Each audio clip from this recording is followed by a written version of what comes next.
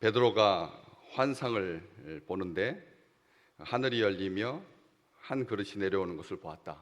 어제 가을엔 기도 첫날 우리는 하늘이 열리는 것에 대해서 함께 묵상하고 나눴습니다. 오늘 둘째 날 하늘이 열리면서 내려오는 것이 있었다는 거죠. 하늘이 열린 채로 그냥 하늘이 열리는 것으로 멈추지 아니하고, 하늘이 열리는 것으로 그게 다가 아니고, 하늘이 열리는 것이 목적이 아닌 거죠. 하늘이 열린 이유가 중요한 거지, 단순하게 하늘을 향해서 소통하고, 하늘을 향해서 숨쉬고, 하늘을 향해서 날개를 펴고 비상하고, 이런 어떤 이쪽에서의 행위에 대해서 말하려고 하는 게 아닙니다.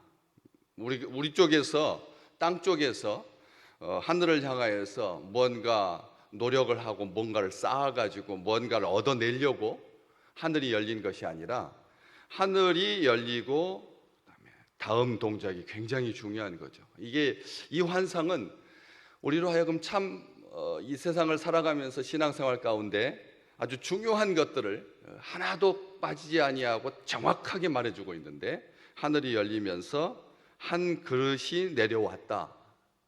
한 그릇이 내려오는데 보니까 큰 보자기 같고 네 귀를 메어서 땅에 드리워져 있다. 이렇게 이 하늘에서 내려오는 한 그릇에 대해서 이야기를 하고 있습니다. 보통 하늘에서 내려오는 것은 천사가 내려오죠. 그게 더 은혜롭잖아요. 하늘에서 천사가 내려온다거나, 요한계시록에 있는 것처럼 하늘에서 예루살렘, 새 예루살렘 성이 내려온다거나, 어쨌든 귀하고 또 신비한 것이 내려와야 환상, 황홀한 중에 하나님께서 허락하신 환상에 딱 격이 맞잖아요.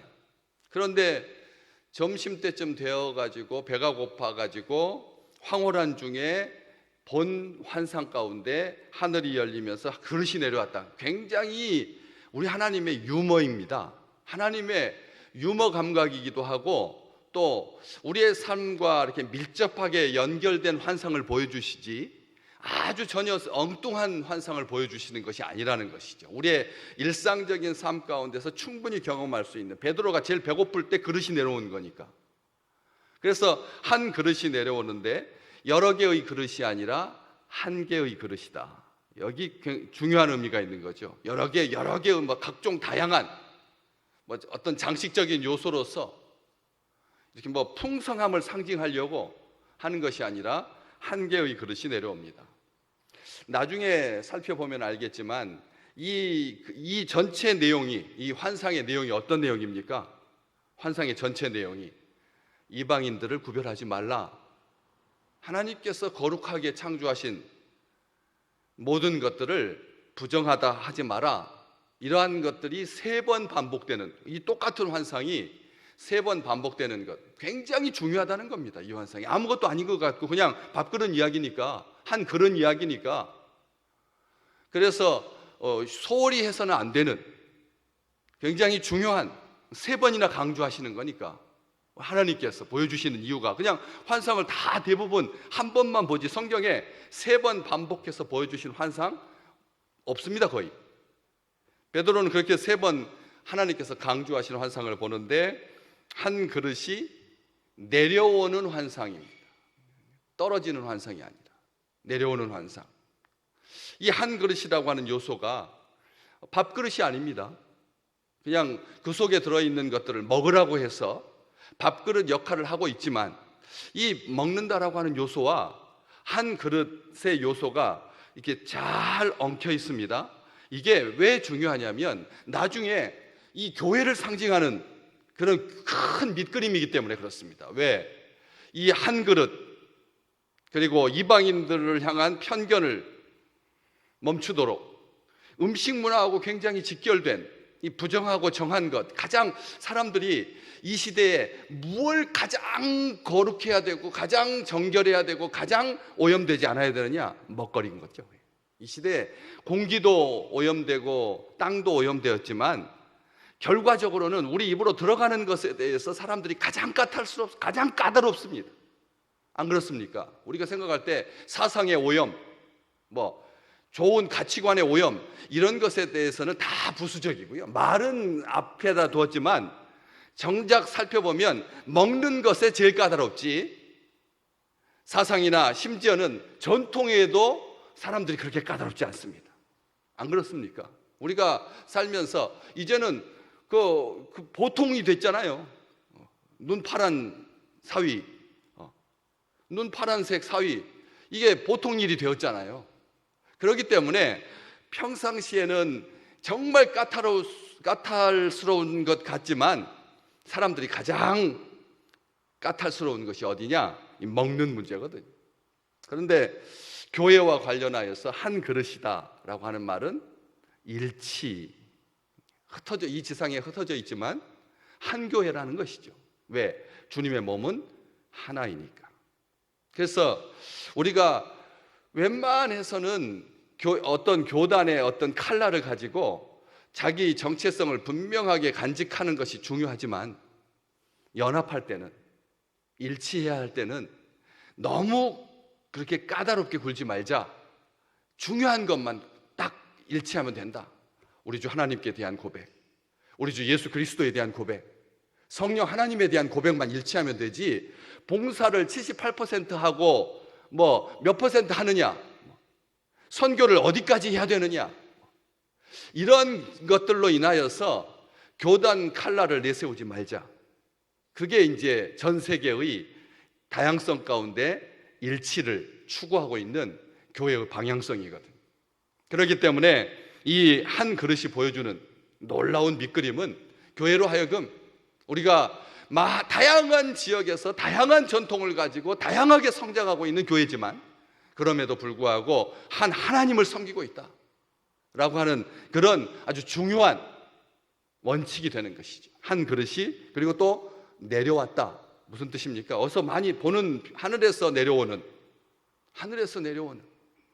성육신하신, 이 땅에 오신 예수 그리스도, 우리 주님께서 이 땅에 오심으로 말미암아 이 땅의 죄의 문제를, 영원한 사망의 문제를, 억눌림의 문제를, 짓눌림의 문제를 주께서 해결하시는, 그래서 내려오는, 인격화하고 있다는 거죠. 그렇죠. 한 그릇이 떨어진다라고 하지 않고요. 한 그릇이 떨어진다라고 하지 아니하고 한 그릇이 내려온다. 유기체로서, 우리 주님의 몸으로서, 한 몸으로서 이 교회의 요소들을 정확하게 보여주고 있습니다. 그냥 단순하게 환상 가운데서 한 그릇이 내려오는 게 아니라 그 의미가 깊다라고 하는 것이죠. 뿐만 아니라 그 한 그릇이긴 한데 내용물을 볼 수 없도록 보자기 형태를 취했다는 거죠. 그릇이 보자기 형태를 내용물을 볼 수 없도록. 왜냐하면 내 귀를 메었으니까. 어제도 말씀드렸지만 보자기가 네 귀가 있다라고 하는 말은, 이 보자기가 몇 각형 보자기라는 뜻입니까? 사각형 보자기라는 뜻입니다. 그렇죠?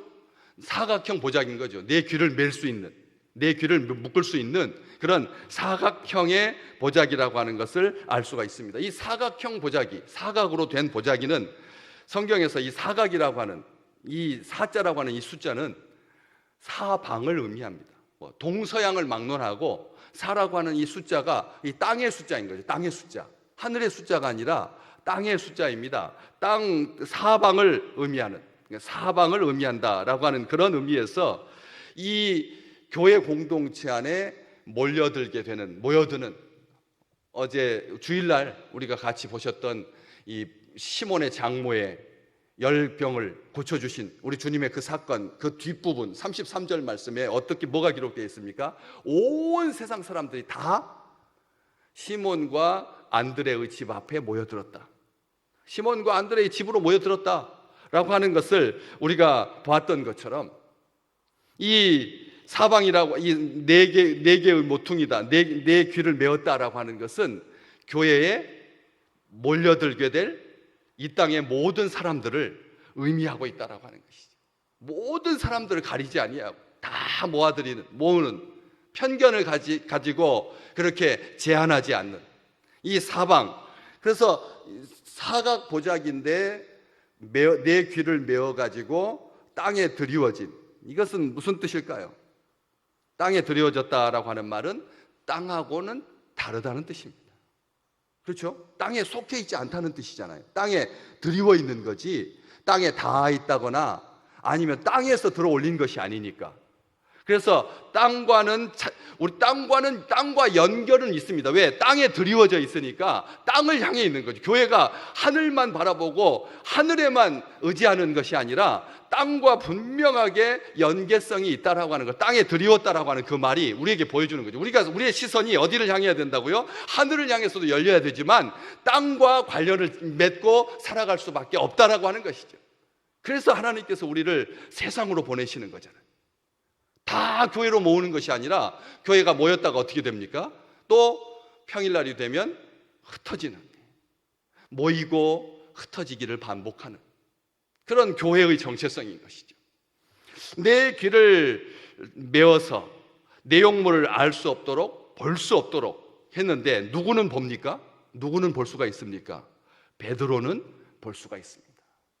사람들은 땅에서는 못 보지만 베드로는 그 속에 들어있는 내용물을 보죠. 내용물이 뭐였습니까? 오늘 12절 말씀에 그 안에는 땅에 있는 각종 네 발 가진 짐승과 기는 것과 공중에 나는 것들이 있더라. 베드로가 이 환상을 봤는데 밑에서 봤다면 볼 수가 있겠습니까? 못 보는 거죠. 그렇죠? 못 보는 겁니다. 자기의 시점이 어디로 올라가야, 그 하늘의 위치로 이렇게 올라가야 내용물을 볼 수가 있는데 속에 들어있는 내용물이 적다면 꽉 위에까지 막혀 있어가지고 아무것도 볼 수 없겠지만 너무나 많으니까 4개를 이렇게 귀퉁이를 묶었어도 그 사이사이로 다 보이는 거죠. 너무나 꽉 차 있어서 흘러 넘칠 만큼 많아서 그래서 다 보이는 겁니다. 땅에서는 못 보지만 하나님의 시각으로 봤을 때 그 보자기 안에 있는 내용물들을 알 수가 있고 볼 수가 있다는 거죠. 이것은 구약에 연유하는 환상의 내용입니다. 구약 성경에 성막을 감싸고 있는 울타리 바깥, 사각 울타리, 이게 딱 보자기의 형태거든요. 이 사각 보자기의 형태가 이 성소를 감싸고 있는 성소를 감싸고 있는 울타리 형태인 겁니다. 사각 울타리. 그 울타리 높이가 몇 미터라고요? 얼마나 높다고요? 그냥 우리가 생각하는 허리쯤 돼가지고 90cm쯤 되는 현대 감각이 아주 물씬 풍겨나는, 외부인들을 탄압하지 아니하고 제한하지 아니하는 감각적인 그런 울타리가 아니라 무려 2.5m 높이입니다. 구약 성경에 성소를 두르고 있는 그 울타리 높이가 2.5m거든요. 안에서 짐승 잡는 소리, 그리고 바깥으로 올라오는 연기는 볼 수 있어도, 나팔 소리는 들을 수 있어도 도대체 속에서 무슨 일을 하는지 절대 모르는, 아무도 모르는 그런 울타리의 높이를 가진 교회의 신비인 거죠. 우리가 교회가 재정을 세상한테 보고하는 것, 이게 의무 아닙니다. 절대. 교회 재정을 세상이 아주 속속들이 다 아는 것, 이것은 하나님께서 허락하신 일이 아닙니다. 불교도 마찬가지고 카톨릭도 마찬가지고 교회 하나님의 헌금 사용하는 내역에 대해서 전체 어느 정도 된다라고 하는 건 막연히 알 뿐이지, 이것을 깨알같이 다 해가지고 세상 사람들한테 이렇게 보여주는 것, 이것은 하나님의 뜻이 아니라는 겁니다. 교회 안에서 성찬을 행하고 무슨 일을 하는 것에 대해서 세상이 다 아는 것, 이게 공개하는 것, 이게 하나님의 뜻이 아니라는 거예요. 구원은 비밀에 속한 것입니다. 하나님의 일은 세상 사람들이 모르는 겁니다. 2.5m의 높이니까 신비한 것입니다. 하나님과의 우리와의 관계를 말하고, 그리고 교회가 행하는 그런 모든 일에 대해서 말하는 거죠. 세상은 무엇만 가지면 됩니까? 막연하게 구름이 올라가네? 교회가 이 사회를 섬기고 봉사하는 일에서 손 떼면 정부가 감당할 수 없네. 정부가 하는 모든 일에 교회가 하는 일이 10배가 넘네. 나팔 소리와 그 냄새, 그리고 하늘로 올라가는 연기, 이런 정도만 들을 수 있는 거지, 볼 수 있는 거지, 맡을 수 있는 거지, 더 이상은 아니라는 거지. 이게 참 기억해야 될 만한, 기억할 그런 이야기라는 거죠. 그리스도를 향한 비밀을 간직하고 있어야 되고, 사람들이 교회에 대해서 궁금해야 된다는 거예요. 우리가 속속들이 알게 되면 신비감이 떨어집니다. 이게 신비감을 조장하기 위해서 감추라고 하는 말이 아니라, 이러한 궁금증이 복음에 대한 접촉점을, 그 면적을 넓힐 수 있기 때문에 그렇습니다. 교회가 너무 모든 것을 다 공개해야 된다라고 하는 민주주의 원칙, 현대의 법칙, 이것에 따라가다가 정말 치부까지, 가려야 할 부분까지 다 드러나서 세상 사람들이 교회에 대해서 이제 더 이상 아무것도 궁금하지 않다 하는 것, 이것은 복음의 비밀을 간직한 교회가 경계해야 될 일이다라고 하는 것입니다.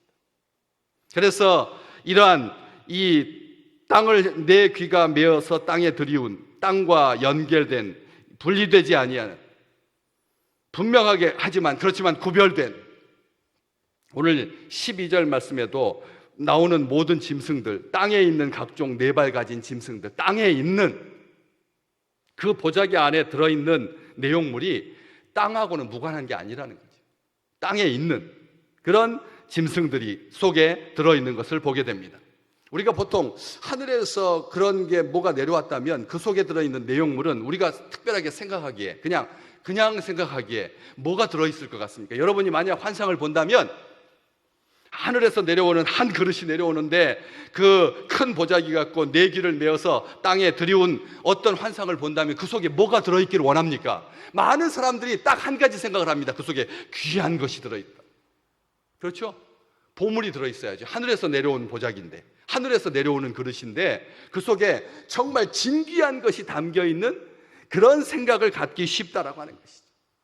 그런데 그 속에는 전혀 엉뚱하게 베드로가 주저하고, 주여 잡아먹으라, 베드로야 일어나서 잡아먹으라 하니까 베드로가 뭐라고 합니까? 주여 그럴 수 없습니다. 속되고 깨끗하지 아니한 것을 내가 결코 먹지 아니하였나이다. 뒷부분에 성경 말씀에 그렇게 기록되고 있는 것처럼 정말 유대인이라고 하면 철저하게 금했던 부정한 것들이 그 속에 가득 들어있었거든.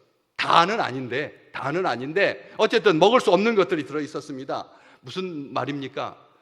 신앙생활 하면서 우리가 쉽게 편견에, 선입견에, 고정관념에 사로잡히지 말라는 거죠. 오늘 우리 믿음의 식구들에게 이 태풍이 이제 남해안 쪽으로 빠져나가서 없어질 겁니다.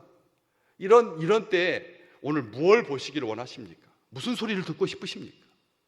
하늘이 열리고 하늘의 환상을 보시기를 주의 이름으로 축복합니다. 그 축복의 내용 가운데 자기 편견을 갖지 말라는 것. 재미있는 이야기 아시지 않습니까?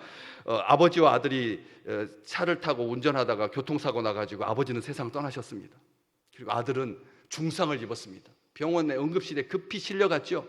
그런데 의사가 이상한 말을 합니다. 이 사람은 제 아들이어서 제가 손으로 수술할 수 없습니다. 도대체 이 의사는 누굴까요? 아버지와 아들이 교통사고를 당해가지고 아버지는 죽고 아들이 중환자가 되어가지고 병원에 실려왔는데 의사가 하는 말이 내 아들이어서 수술할 수 없다고 하면 이 사람은 의붓아버지입니까? 다들 무슨 생각부터 하십니까? 이상하다라고 하는 생각을 하잖아요. 답이 뭘까요? 의사가 엄마였던 거죠. 예. 의사가 엄마였는데 우리는 의사하면 누구라고 생각하는 거죠? 남자라고 생각하는 거예요. 남자라고 생각하는 거예요. 이 퀴즈가 이 시대의 성감수성을 평가하는 척도인데 많은 사람들이 그런 오해를 하는 거죠. 대체 숨겨둔 아버지였나? 이런 생각부터 먼저 한다는 거예요. 퀴즈를 내면은.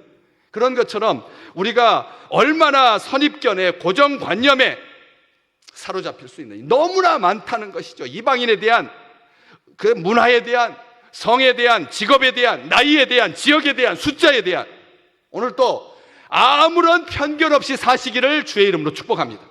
하늘문이 열려서 환상을 보는 자들은 편견 없는 사람들이라는 거죠. 우리 주님 디모데전서 2장 4절에 바울이 디모데에게 쓴 편지에 보면 모든 사람이 구원을 받으며 진리를 아는 데 이르기를 원하신다고. 하나님 모든 사람이 구원받는 것을 원하신다. 편견 없으신 하나님. 에서와 야곱이었습니다. 그렇죠. 므낫세와 에브라임이었습니다. 원래 순서가. 안 그렇습니까? 그런데 하나님께서 복을 바꾸어서 축복하시고 둘째였던 야곱에게 축복하시고 편견이 없으신 하나님이신 거죠. 그 마음을 보시고 오늘 또 민족의 잣대를 가지고 직업의 잣대를 가지고 사람을 보지 마시고요. 삭개오야 내려와라. 세리인데 죄인인데 우리 주님께서 불러주셨던 것처럼 프레임 씌우지 마십시오. 오늘 또 그런 자유함으로 막힌 담을 허신 우리 주님께서 우리 가운데 계셔서 하늘 문을 여시고 하늘에 속한 신비한 것들을 마음껏 쏟아주시는 은총의 날 되시기를 주의 이름으로 축복합니다.